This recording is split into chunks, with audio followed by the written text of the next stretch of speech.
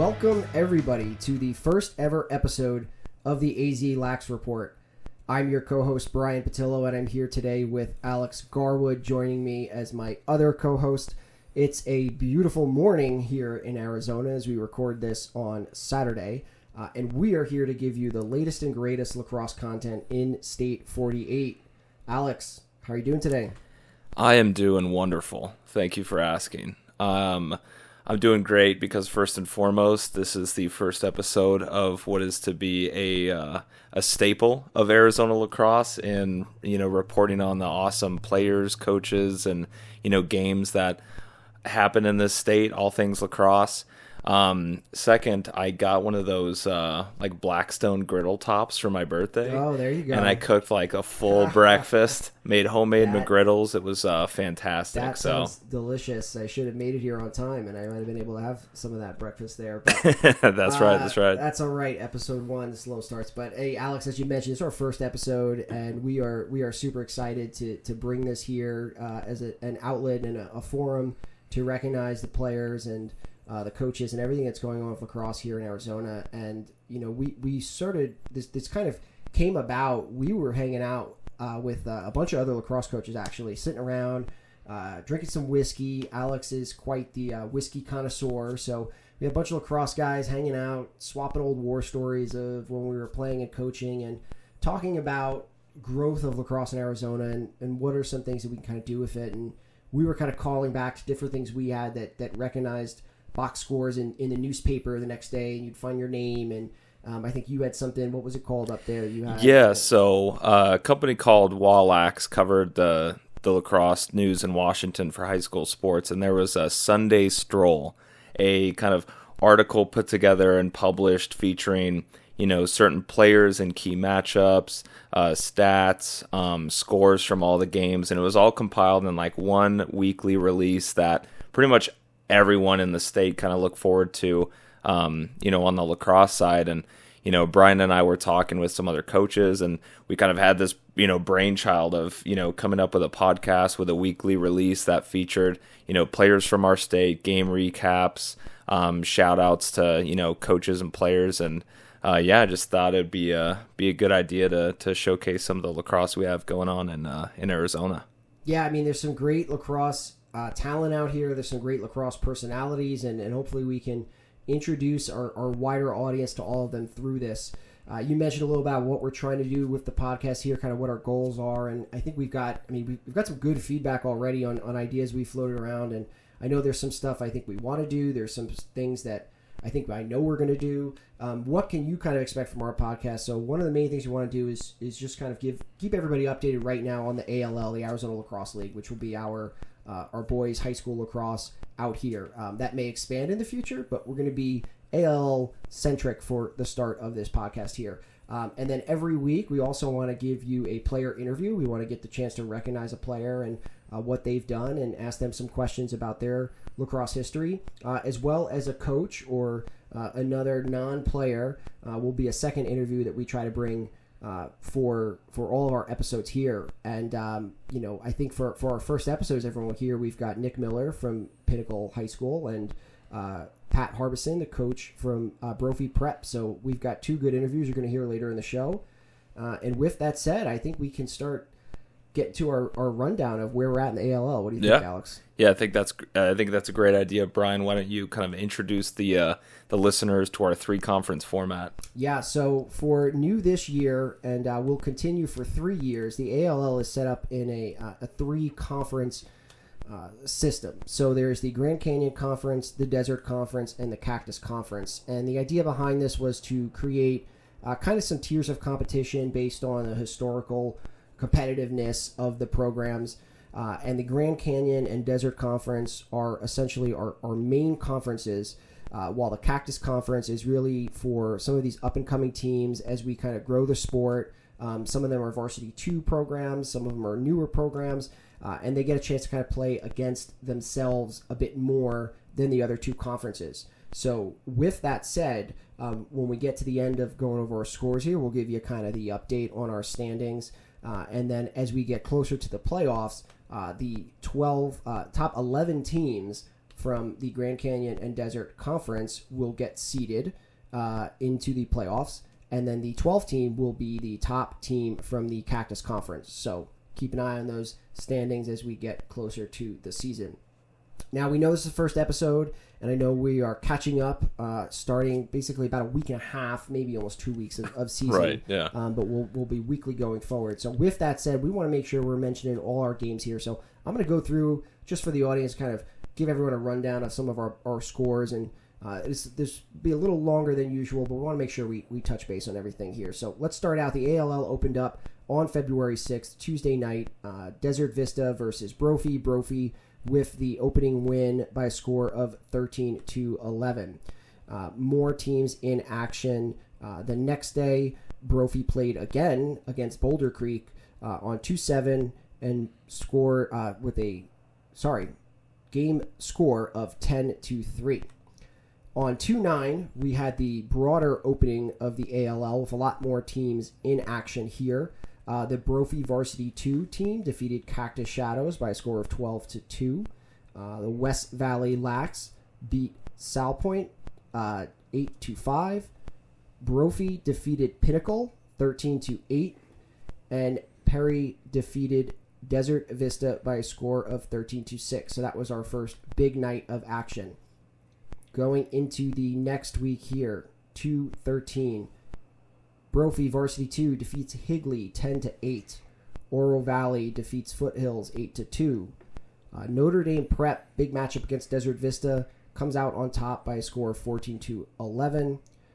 Cactus Shadows defeats the Notre Dame Prep Varsity 2 team 6-3. Corona defeats Cactus Shadows 13-0, gets the shutout there for their goalie.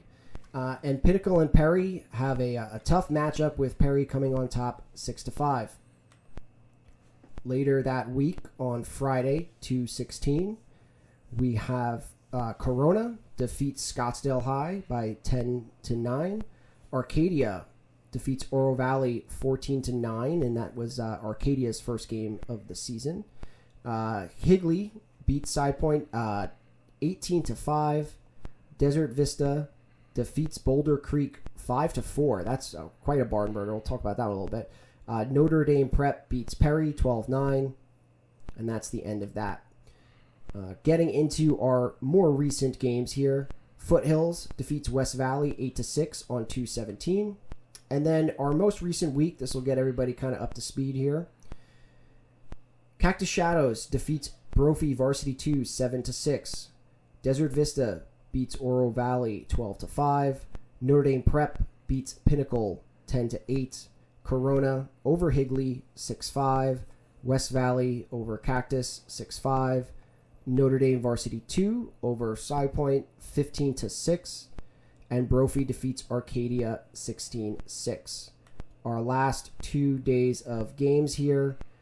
On 2/21, Perry beats Boulder Creek 10-8. And as we record this on Saturday, scores from Friday 2/23. Pinnacle gets their first victory of the season over Scottsdale 13-8. Brophy Varsity 2 defeats Cactus Shadows 10-3. And the Higley team, Higley High School, defeats Notre Dame Prep Varsity 2 13-6. So going forward, that'll be a little bit of a shorter segment, but we really wanted to make sure we were mentioning all the games that have been played and give credit to what's been going on there. So and I think that Alex, what do you think about some of those games there? Yeah, well, I think that this first rundown is a little long-winded, just being that we hadn't released episodes for when the season actually started. I think going forward, we will have less games to talk about, but more to talk about within those games, including, key player performances. And, once we have, stats and everything, it'll certainly help us over here on the podcasting side. So I can really only speak to the games that we played in for those. We opened our season up against Brophy, lost 13-8. Was without a couple key players for that, and I know Brophy's kind of dealing with the same thing there. So, first game jitters, a lot of turnovers, and hopefully there's a little bit better of a game that we play here on Tuesday when we get our rematch opportunity. Lost a really tough one to Perry, 6-5 in overtime. They're a stout team on defense. Aiden Schuyler's a great, talented goalie, and our own Aiden is Aiden Ray is very talented as well. So that was certainly a barn burner battle there. Yeah, it's 6-5, and the goalie play is. I remember people maybe recognizing my voice. I do some of the color commentary for Brophy when we webcast those games, and Brophy opened up the game. Their first 3 games were against the top 3 goalies by like all state rankings and recognition from last year. So there's some good talented goalies out there. You mentioned your goalie there at Pinnacle, as well as for Perry. And then another game that stood out to me was that February 16th matchup, Desert Vista and Boulder Creek, 5-4. Another 2 really good goalies, and Diggy, Kyle Kelly, both stud goalies. Exactly. I mean, that's kind of the result that you're going to get with 2 stout defenses and 2 goalies that almost when you get a ball past them, you better save it, because you don't know how many more of those you're going to get. Yeah, and Alex, you mentioned that as we go forward, we really want to try to capture some of these storylines and some of these player performances. And one of the games we mentioned was Notre Dame Prep beating Pinnacle 10-8, but we wanted to recognize Nick Miller had a 6-goal game. Yeah, the sock trick, as the sock trick. That's right. And that was kind of some of the what's the word I'm looking for? Motivation behind bringing Nick on as our first player guest. So he'll talk a little bit about that in our interview later. But those are the things, as I mentioned, we don't really want to just sit here and kind of walk through box scores, but we really want to try to capture some of the stuff that's going on. And we definitely would love to hear from the audience too. Feel free to send us, your feedback of things that are going on in the league, and recognizing of games or something that happened that, you think we should talk about here on the podcast. Send us an email, send us a message on social media, and we really want to make this for our audience and for Arizona lacrosse here. Yeah, this is by coaches in the league, for the players, for lacrosse fans in Arizona. So if you guys have ideas like we do, with respect to power rankings, an all names team, an all flow team, if we have some kids out there with some lettuce, right? Like we like we can get creative on here and have some fun along the way. But Brian, what are the current standings look like in the league? I think we're going according to lax numbers for the playoffs. Yeah, this so year. There'll be some differences as we get to seeding into the playoffs. We are using lax numbers, which will be kind of an algorithm power rating. We're not going to go into that yet because we're kind of early in the season. So we're just going to list off just the records of everybody. Here's where we stand in the Grand Canyon Conference. Brophy right now in the first place with a 4-0 record. Notre Dame Prep is 3-0, Perry 3-1, Desert Vista 2-3, Pinnacle 1-3, and Boulder Creek 0-3. In the Desert Conference, Corona is 3-0 under first-year coach PJ Rovinelli. So great job over there, Corona. Arcadia 1-1, Foothills 1-1, Oro Valley 1-2, and Scottsdale 0-2. And in our Cactus Conference, Brophy Varsity 2 is in the first position with a record of 3-1. Cactus Shadows 2-0, West Valley 2-1, Higley 2-2, Notre Dame Prep Varsity 2 1-2, Side Point is 0-3, and Cactus is 0-4. So that's your current standings. We'll go into that a bit more as the season progresses. We're also going to talk about some stat leaders as we get some updated information as well. So more to come in our future episodes. But that's kind of the state of the ALL as we begin the season here and as we begin our podcast syndication. So last thing, let's just talk about things that are going to be coming up this week. A couple games maybe keep an eye on. You mentioned Pinnacle Brophy rematch. Yeah, that's right. Yeah, it's going to be a big one for us. We play them. They were our first game of the season. Got some of those jitters out. We'll now be playing them with the entirety of our team due to different, transfer rules, sicknesses, illnesses, injuries, etc. So, no excuses now. We're excited to get the full team out there. It's our Fight for Flow game. That's right. That we have with Brophy every year, to benefit cancer, we're really excited. Brian, you want to touch on some of the details from the Brophy side on the Fight for Flow game? Yeah, we didn't have that. Thinking about it now, as far as kind of going into it, and I think to do it really good justice, I think we'll make sure we talk about it next episode. We talk about the results of it, but it's a great event that goes on. There was a player on the Brophy team whose sister had cancer, unfortunately passed away, and they started this game recognition of her and help raise some money for it. And it's always Pinnacle and Brophy. It's been that matchup, and it's really a great thing. So yeah, we'll talk a little bit more about that next week and give some recognition there, and maybe we could see if we can even do something from an interview standpoint. We'll see what we've got going on there. Yeah, we certainly want to give that it's full due, because it's just really kind of allows the players to be a part of something larger than lacrosse, and really shed some light on some people doing really good things, and it's always a great event every year, and on the lacrosse side of things, I think it should be a really good matchup. Once again, we figured out how to play lacrosse in the second half against Brophy, and made it closer than we started out. So hopefully we can put a full game of lacrosse together on Tuesday.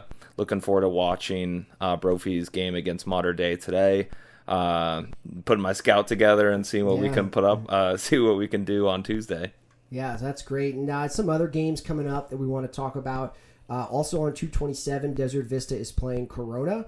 And that's an interesting matchup because the new head coach for Corona, PJ Rovinelli, was a longtime assistant there at Desert Vista under Dan Lannon. So we've got a little bit of the apprentice now playing the master in terms of their experience here in Arizona lacrosse. So I think both coaches with a great lacrosse background, and really good for Corona there. And Dan Lannon has obviously been around for and had a lot of success with Desert Vista and brings some good lacrosse knowledge and experience as well too. So that'll be a really cool matchup for them, I'm sure.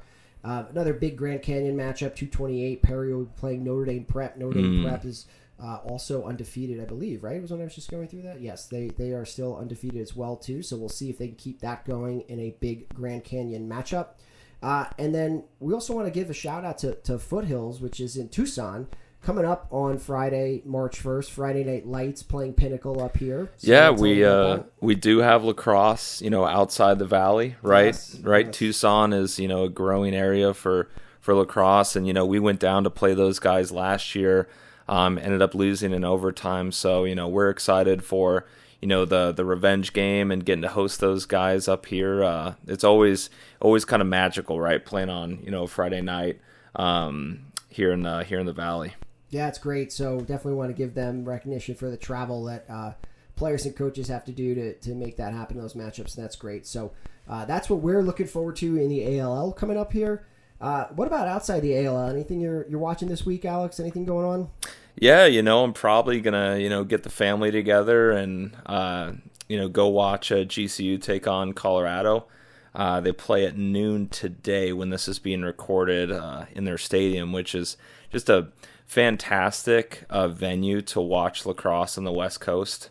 I always advocate, my players to watch high-level lacrosse, be it, high-level MCLA, D1, D2, D3, whatever lacrosse is available to watch, right? Growing up playing, basketball, I loved watching, obviously Kobe Bryant, all those guys. And when you're trying to get better at a sport, right, you kind of watch the best at that sport and try to emulate, certain moves or, certain things that you kind of pick up from their game. So I always advocate, my players to watch, high level lacrosse, to try to, pick a player at that position and watch that player on ball, off ball. When the ball gets, moved to the other side, pick a new player and just watch everything that player does, just so you can pick up, something that's, you're not watching for entertainment, you're watching to get better. And I think there's a real clear difference when you're watching lacrosse at the next level. So, at this stage, I'm watching for entertainment, but if I'm a young listener right now, all you young kids listening. That's right. I'm going to be watching lacrosse to get better. Yeah, if you listen to some of the broadcasts we've done with Brophy, and I've also had a chance to you mentioned GCU, and I've had a chance to do some color commentary for some GCU games as well. I like to say, for the kids watching at home, here's something you should look at. So that's great, and that's good. And I think that about wraps up kind of our portion here on episode 1. And I think it's a good time to toss it over to our player interview and our coach interview. So without further ado, we have Nick Miller.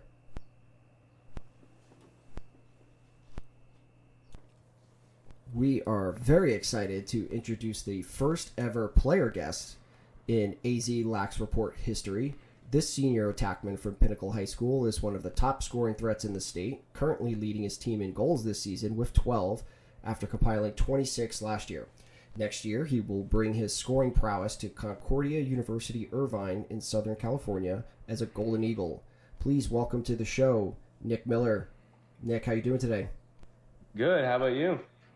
I'm doing great, and we're super excited to have you. As we mentioned, you are our first ever player guest, so quite the honor. Congratulations. Yeah, I'm sure you're going to tell your kids about this one day. The great opportunity you've had here. So thanks for hopping on and talking with us Saturday morning here. Yeah, of course. All right, so let's hop right into it here. So starting out with your season right now, you've had a little bit of a slow start there. You guys started out with 0-3, but you were playing 3 of the top teams in the state, and they were all kind of close losses. You end up having a big win last night against Scottsdale, kind of start to get some winning ways rolling. What do you think the team needs to do to continue that momentum and find some success in some future games here?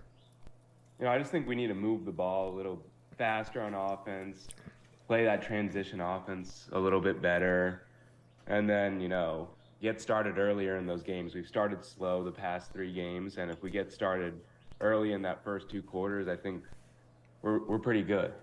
We're dangerous then.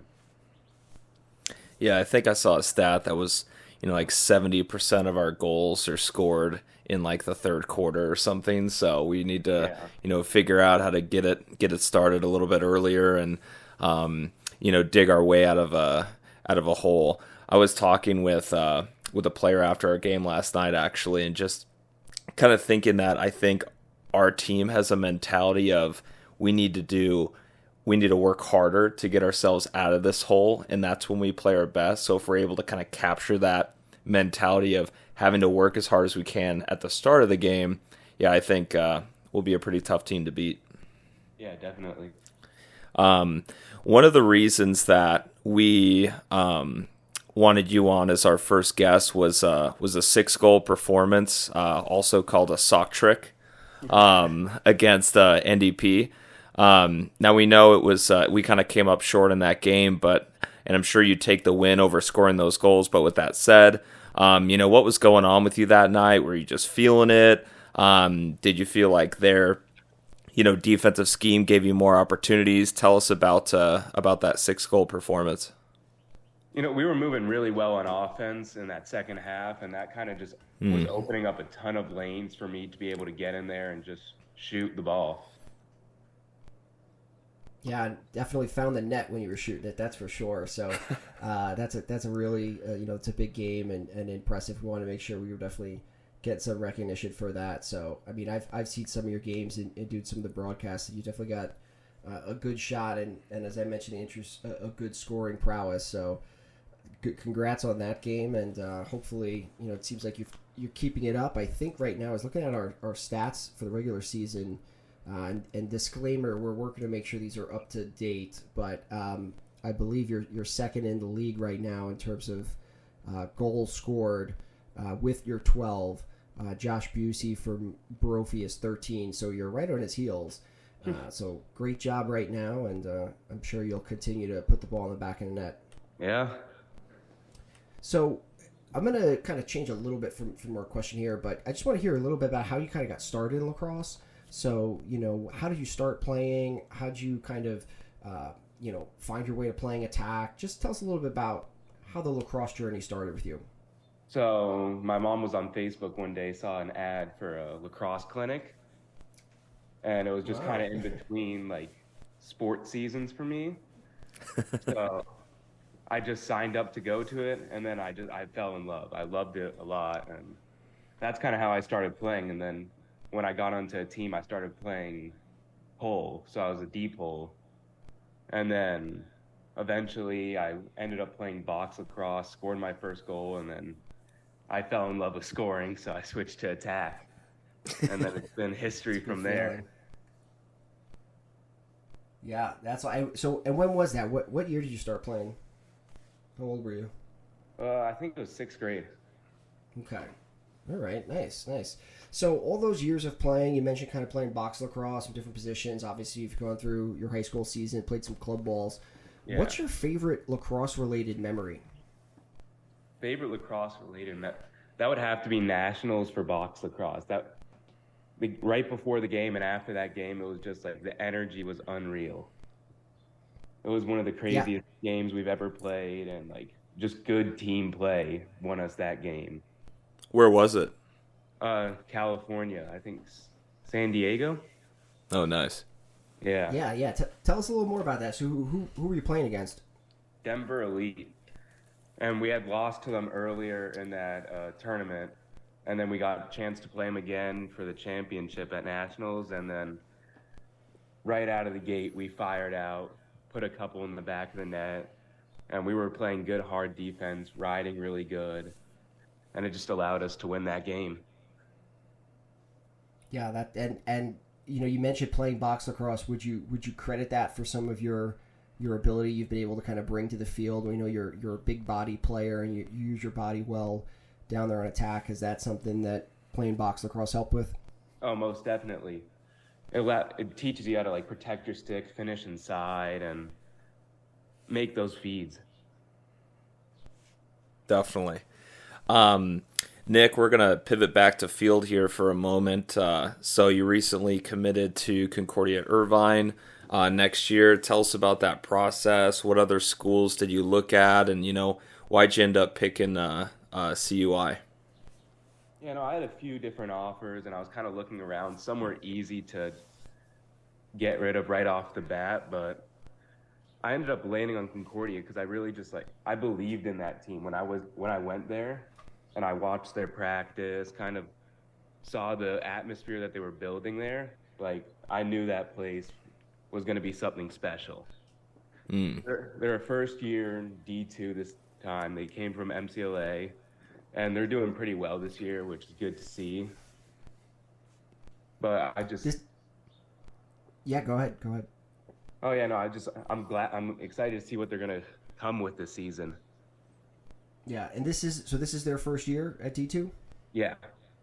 Yeah, so that's got to be pretty cool too. You're going to be part of kind of those early teams that are going to trailblaze some history for the school there and getting to compete at that level. So I'm sure that aspect probably played into it, and that's a really cool opportunity too.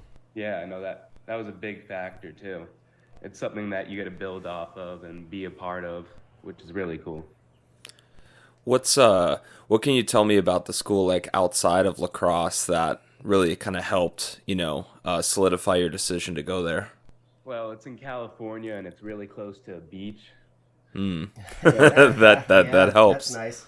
That helped me out, and the programs they have there are pretty good. They have a cool internship program that helps place you in an internship for work after. So that was nice. Absolutely, yeah. Life after lacrosse, yeah, you can't overlook that. It doesn't last forever, does it, Brian? Yeah, no, it doesn't, and that's a good thing, and good point, I think, for anybody listening when you're looking at schools. I know from my experiences and just even as a coach talking with players, we always tell people make sure that when you're picking a school, it's not just for lacrosse, and you're thinking about what you're going to do in your life and some other stuff about it. So that's really good. And the beach sounds nice. That sounds better than Boston and snow, which is where I was for college. But that was still a good time though. Anyway, and I'm sure you have a great time there. So if you could talk to a young lacrosse player growing up and he wants to play in the ALL and then go on to play at the college level like you're doing, what advice would you give a young player on how they can do that? Have confidence. Have confidence in your game. Play your moves, do what you can do best. is what I would give them. Like, and then also work hard in those off seasons and become the best version of yourself. Yeah, I think that's pretty good. I think, confidence. I mean, I've talked about it with some players in just the way people dodge sometimes. Like it drives me crazy. I'm just like, you can run by this guy. Like, have that confidence. Don't overthink it.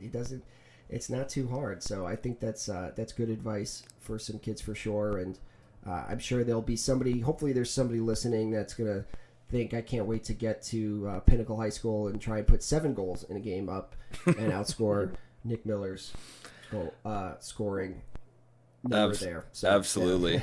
Yeah. Last question I have for you, Nick. When you're not playing or practicing for lacrosse, what do you like to do outside of lacrosse for fun? I like to hang out with my friends and teammates and then play some golf as well. Oh, golfer, huh? Okay. Yeah. All right. Where's your course of choice? Where can we find you on the links? Oh, it depends. Orange Tree. Okay. Nice. That's near your neck of the woods, Brian. Yeah. Well, I'm constantly trying to work on my golf game. It's always a work in progress. My brother, if he hears this, would be laughing and making fun of me because I'm constantly telling him I think I found my swing, and that lasts for about a week, and then it's back to the drawing board. So you have any tips as a hopefully future better golfer? What can I do that can help me out? Keep that eye on the ball, slower on the backswing, and then just let the club do the work. That's good. I've been trying to work on great that advice. Slower on the backswing. That's actually specifically something I'm trying to do. Just slow is fast, fast is smooth, stuff like that. So yeah, that's excellent. I'm gonna try that on the range later. Glad to All right. hear. Well, thanks, Nick. I think that was what we had. Is there anything that you've got you want to talk to the audience or share with anybody?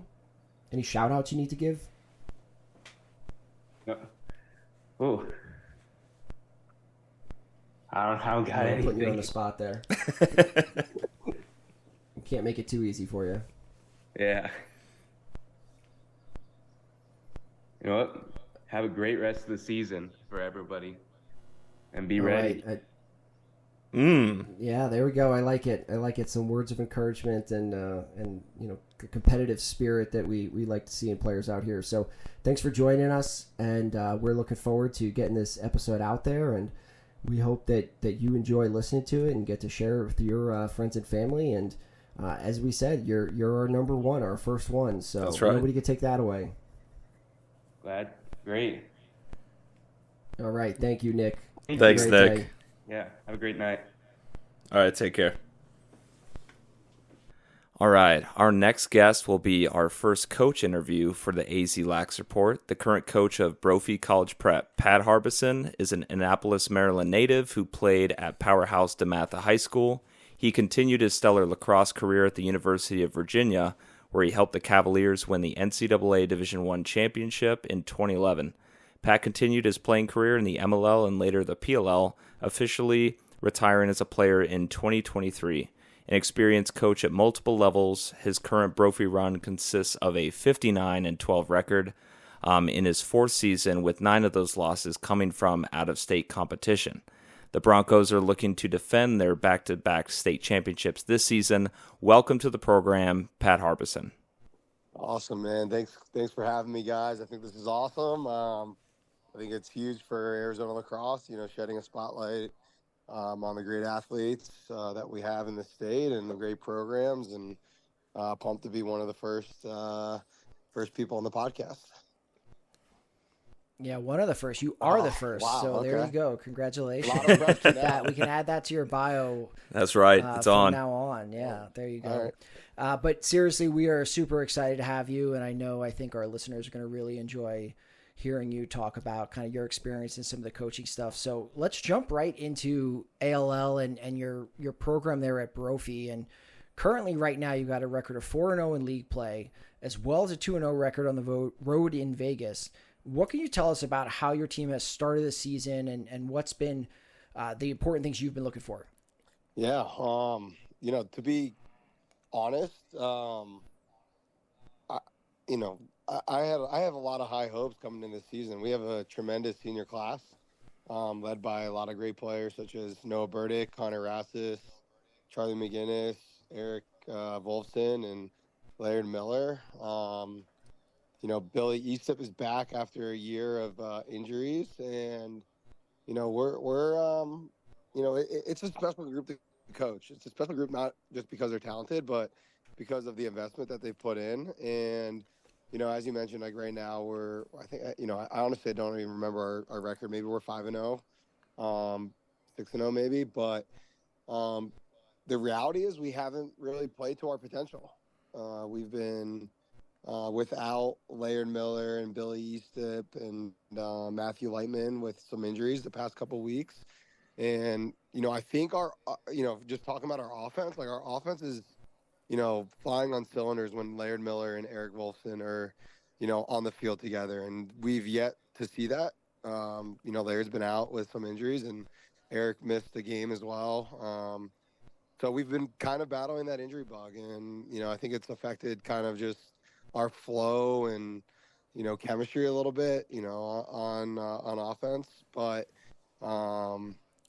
again, this group is so special, I'd kick myself if I forgot to mention Deion James, who is our face-off guy that might be facing off around 70% right now in the season and is having an incredible year. And I was telling our coaches that every single time that Deion steps on the field, I think he's getting better. And, as you guys know, the extra opportunities to have the ball on offense, is incredible in the game of lacrosse. And it's a real testament to Deion's character and hard work that he's put in to establish himself as, one of the top face-off guys in the country. So, kind of to sum it up, I'm still super excited because, again, we haven't played as a, full unit yet. And I think even if/when we do, there's room to grow. So, I'm excited to see, looking back at the end of the season where we started and how far we came. And, hopefully, that's, good reminiscing. But special group of seniors and yeah, for sure. love this team. That's great. Yeah, absolutely.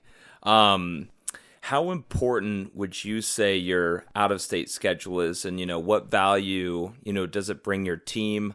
I mean, I always think there's a ton of value in playing teams from outside the state. It's players that, you guys are less familiar with. I know a lot of the, more talented players in Arizona all play together and, in the summer for different travel clubs. So, how important is that for you to get Brophy playing against out-of-state competition? It's incredibly important. It's, we talk about it all the time as a team and as a program, from JV to V1, that the out-of-state schedule, without overlooking our opponents in state, and, our number one goal is to win a, state championship in Arizona. But, the out-of-state schedules and the opponents that we play, quite frankly, is the reason why kids, want to come to Brophy. They want to be challenged.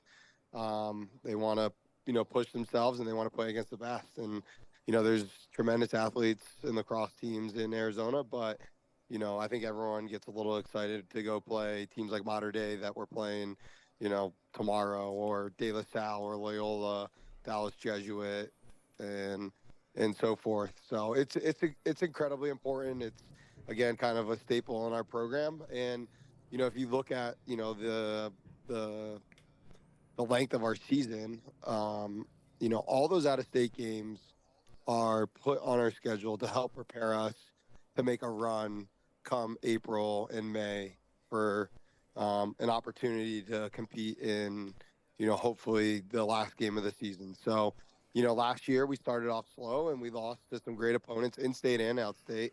But when we got to the championship, we were battle-tested. And that's a tip of the hat to our seniors at the time and the kids in our program, but also, the schedule that we played. We played incredible opponents, and we didn't win all of them, but we were prepared. We learned a lot about ourselves. And, come championship time, there was nothing that we had not seen from an opponent.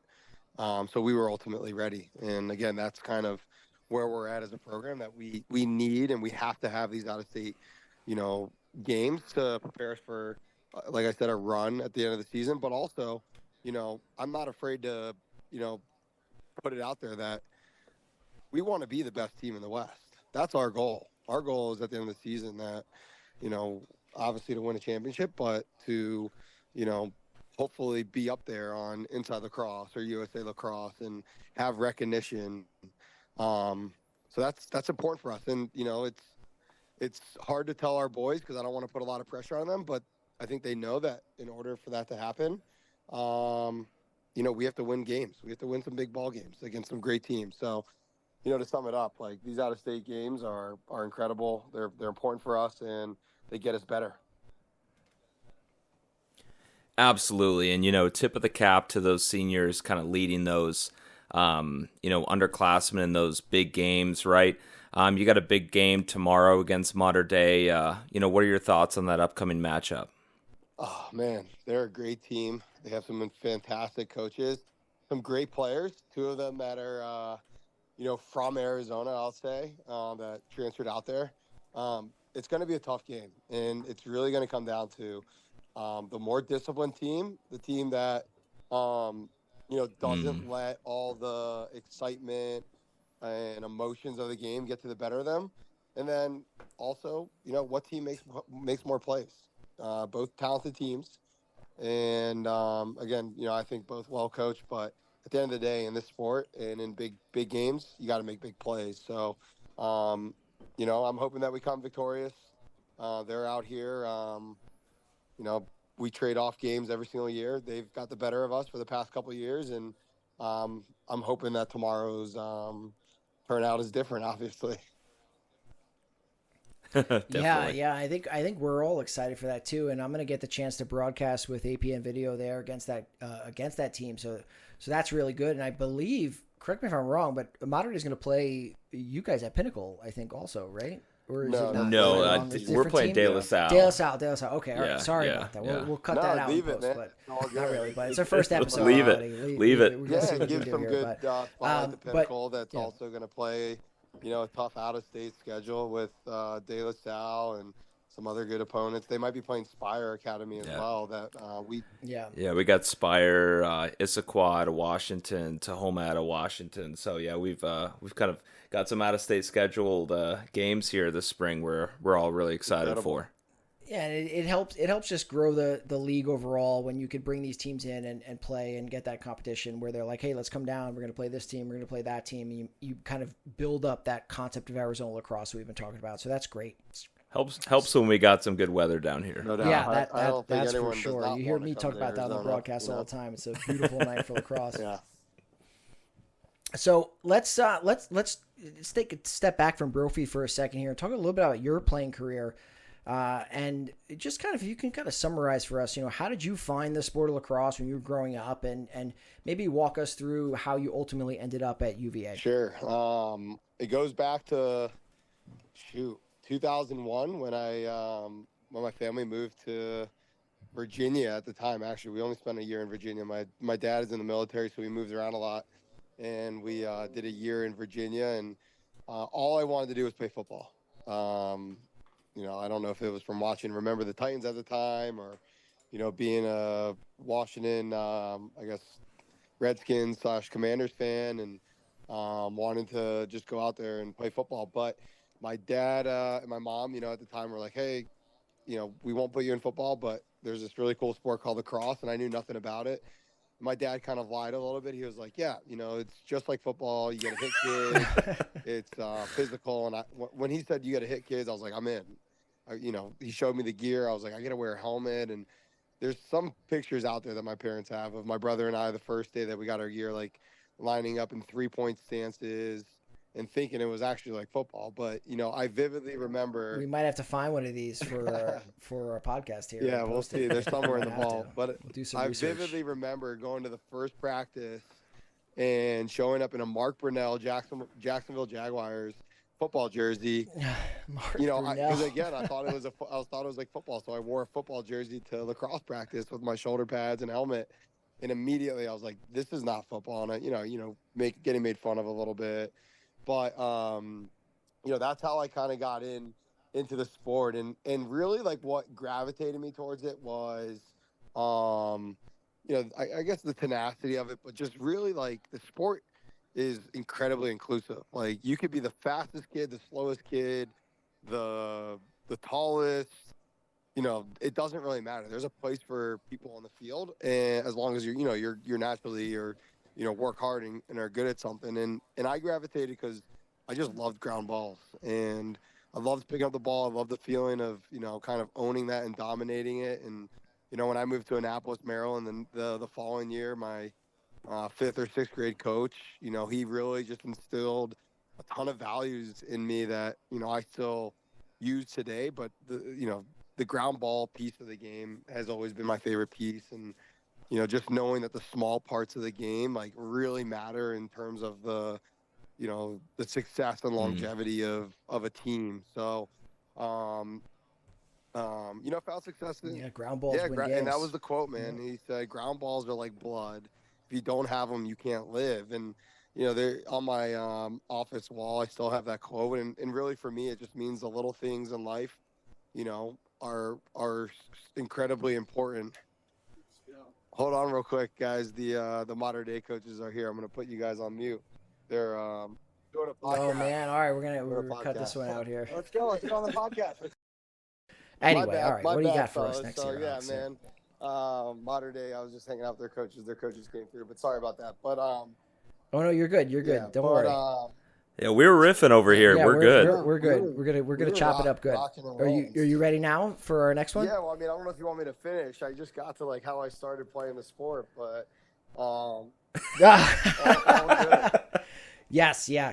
Keep talking. Excellent podcasting. I do want to know how you ended up at like UVA and everything and all that. That's I think Definitely. The kids listening are going to really want to know that. Yeah, man. I mean, look, I grew up in Annapolis, Maryland. Brian, you grew up in Long Island. Two hotbeds. I went to DeMatha Catholic High School, which from Annapolis, Maryland, is about 40 minutes away. But I'm not trying to make this like a PR or a punt for Brophy, but I look at it very similar to Brophy, where you get a lot of kids from all across town coming to, a high school that, has great academics, great athletics, and, really want to challenge themselves. Look, I could have gone to St. Mary's of Annapolis. I could have gone to Severn. I could have gone to Spalding. I could have gone to Boys Latin. But I made the conscious decision to go to DeMatha because I wanted to put myself in the most competitive environment. And in doing so, like, I just surrounded myself with, not only great athletes, but competitive and great people. I mean, I walked the halls with probably, 5 to 8 NBA and NFL athletes. Just, again, I wanted to be in that competitive atmosphere. And in doing so, it, provided me the opportunity to go to the University of Virginia. And, before I accepted the offer from Virginia, I played for the Baltimore Crabs. And, as all these kids that might be listening are parents, your summers are so filled with all these events and showcases that, unfortunately or fortunately, you have to partake in to get seen, and especially out in Arizona. I mean, how many of our great athletes just live on the East Coast all of June and July? A lot of them, right? You got to get recruited. Fortunately, in Annapolis, all I did was drive up I-95. Yeah, exposure is kind of a given, right? And you're playing incredibly, stiff competition in your high school season that, word kind of gets around. But, I remember my sophomore year, this was like before freshmen and sophomores could commit, but I got a letter from Syracuse, and I thought that was the coolest thing in the world. And, getting that as a sophomore versus your junior year, I was like, shoot, maybe I can really do something in this sport. But come September 1st of my junior year, not trying to sound pompous or anything, but I just remember, the mailbox kind of being filled from UNC, Maryland, Virginia to, Harvard, and a ton of awesome schools. Ultimately, I made my decision between Maryland, Notre Dame, and Virginia. And no one really knows this, but I actually cried when I committed to Virginia because I really wanted to go to Maryland. It was in my backyard. My friends were going. Right. I'm going to outdate myself, but I was a huge fan. This is good though for us. This is good for our Yeah, podcast huge here. fan of the Maryland Terrapins basketball. This is a world first right here. We're gonna tweet this, get some headlines. I was a fan of the University of Maryland for many reasons, and mostly, watching the 2001 Maryland Terrapins basketball team that won the national championship, and Juan Dixon just like being the best player. I was like, this is where I want to go to school. And at DeMatha, DeMatha's 5.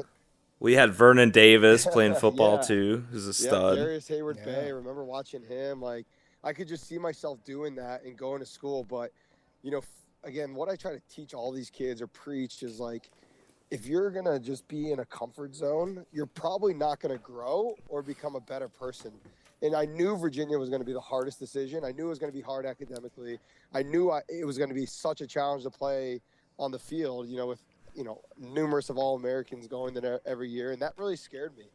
I kind of questioned my skills and, my will, but, fortunately I have great parents, and, they allowed me to make my decision, but they pointed me in the right direction of choosing the tougher school and the harder decision, knowing that I'd grow the most out of it. And, being able to play for a Hall of Fame coach and Dom Starsia and an offensive coordinator like Coach Van Arsdale was an incredible experience. Charlottesville itself is such a special city, and was fortunate enough to be a part of a national championship program and play with some of the best lacrosse players in the world, Steele Stanwyck, the Brattons.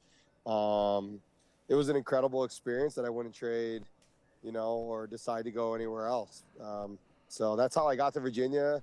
I'm sure all the kids that I'm going to coach against this season are going to make fun of me, but no lie. Like, I remember calling Coach Starsia, telling him I was committing, and then, breaking down and feeling like I let the University of Maryland or Juan Dixon down for not deciding to go to Maryland.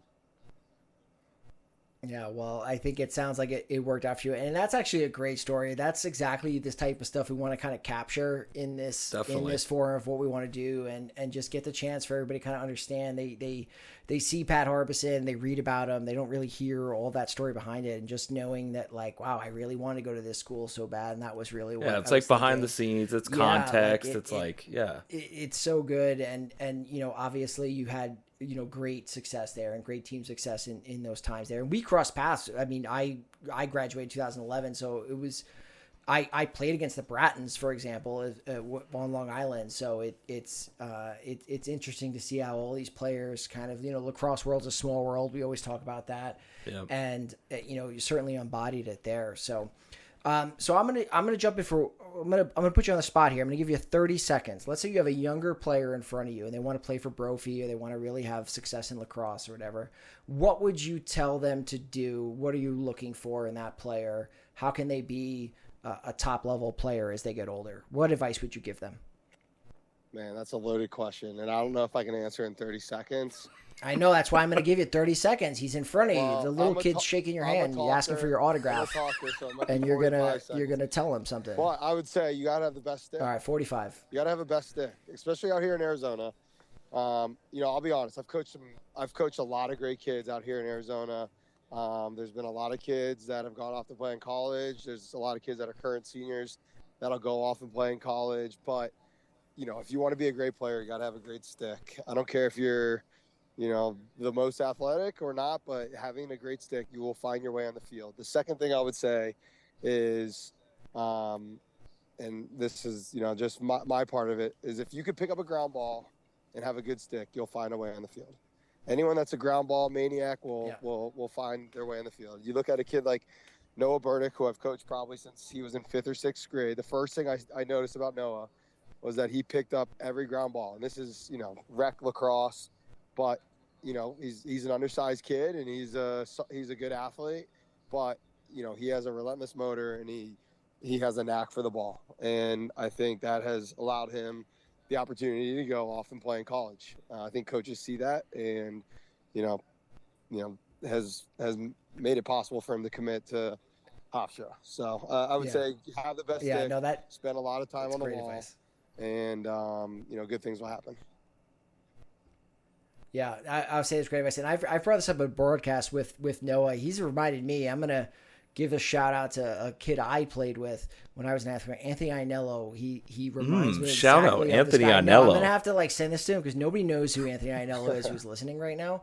But I'm going to send this to him hero. And say that I've talked about it. He was a great player. He played for the Empire team in New York. He ended up going to Bryant. Great player, but he was a long stick mid. He was a little undersized like Noah is also. He's not a huge guy. But he was just consistent on ground balls, consistent with the ball in his stick. And I've mentioned on the broadcast we've done, he reminds me of him so much, and very successful player. So that's really good. So, all right, we got one more question for you here, Pat. That's it? Yeah. So look, yeah, that's it. Bringing it real. We're going to have to bring you back, by the way, for round 2, because clearly we've got a lot to talk about here. The podcast, boys. I don't know. Yeah, that's right. Come on by. Real quick, just to touch on like what you said, Pat, about younger players coming up and having a good stick, and that's what makes the game of lacrosse just such a wonderful, beautiful game. Is that I always call the stick like the great equalizer. You know what I mean? Like you could be any size and play lacrosse if you got a good stick, man. Like exactly, you can find time on the field. Last question that I had is, when you're not playing, when you're not coaching, when you're not watching film, when you're not, digesting lacrosse, like what do you like to do off the field? That's another loaded question, man, because I feel like for the last 4 years since I've been at Brophy, lacrosse has been my life. I used to help run the Arizona Outlaws. I used to do, a ton of trips. That's lacrosse, man. You don't want to talk about that's lacrosse. Come on, man. Cop out. No lower body pivot and your all arms. You don't want to talk about that? I'm painting the picture, man, that lacrosse has been such a huge part of my life that, honestly, in my free time, that I really don't have. Like, I'm probably a boring guy. I would, I don't know, maybe go to the gym. Man, I don't know. I think about lacrosse 24/7, and maybe that, maybe that's telling me something that, should try to do it full time. But I'm a boring guy, man. I love lacrosse.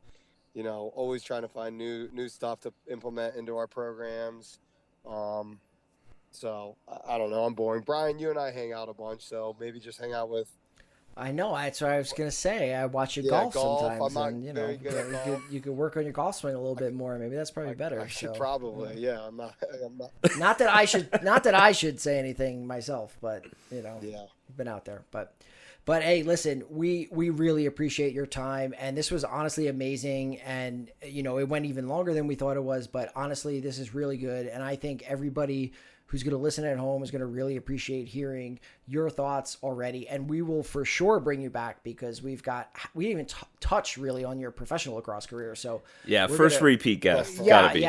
For sure you're going to come back there, but we really appreciate your time. And people are going to hear this podcast probably on Sunday, most likely. But for our purposes, recording here, it's Friday night. Good luck tomorrow against Mater Dei, and represent Arizona lacrosse to the best of your ability that you've been able to do. So really appreciate that. Yeah, awesome, thank you, guys. Pat. Thanks for having me. Love what you guys are doing, and hopefully that this podcast just continues to take off, man. So it's awesome. Awesome. All right, thanks. I'll see you guys. Thank you guys so much for listening to the first episode of the AZ LAX Report podcast. Brian, where can our listeners find us on social? Yeah, we're going to be having this posted on Spotify and YouTube under AZ LAX Report, so you can get your episodes there. And follow us on Instagram at AZ LAX Report. We're going to post our episodes and some previews and maybe some other clips too, and kind of really give you some behind-the-scenes view of what we're doing. So follow, subscribe, send us some feedback, and we're looking forward to continuing this and getting ready with episode 2, which will come to you next week on Sunday. We're going to aim for Sundays, I think, will be our posting. So thanks, everybody, for listening. Anything else, Alex, before we sign off? No, I think that's it. Thanks, guys. All right. Thanks, everybody.